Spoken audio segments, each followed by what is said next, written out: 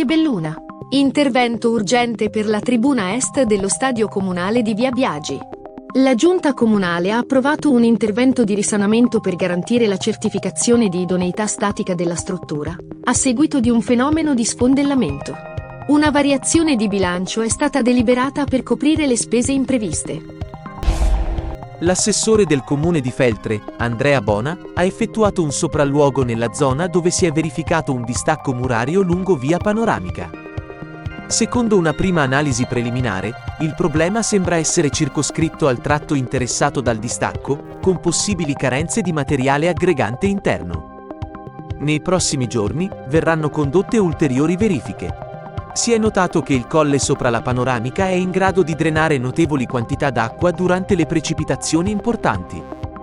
Inoltre, la strada statale, costruita negli anni 50, ha subito un considerevole aumento del traffico pesante nel tempo, causando deformazioni evidenti nell'asfalto della carreggiata. Questa situazione sarà oggetto di un'azione futura da parte del comune. Venerdì 20 ottobre, al Palazzo delle Contesse di Mel, è stata inaugurata la mostra Riflessioni d'acqua, impressioni di roccia, che presenta oltre 60 opere di artisti veneti, italiani e internazionali attivi tra il 1700 e il 2000. Il tema principale della mostra è l'acqua, con l'obiettivo di promuovere la riflessione sull'utilizzo delle risorse naturali e sui cambiamenti climatici attraverso l'arte.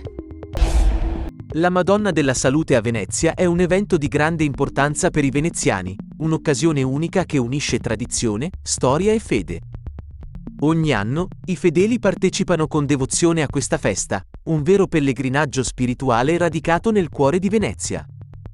In questa tradizione religiosa, sia i residenti che i visitatori da tutto il mondo sfidano spesso le avverse condizioni meteorologiche per portare una candela accesa come segno di gratitudine e per rinnovare le loro preghiere per la salute.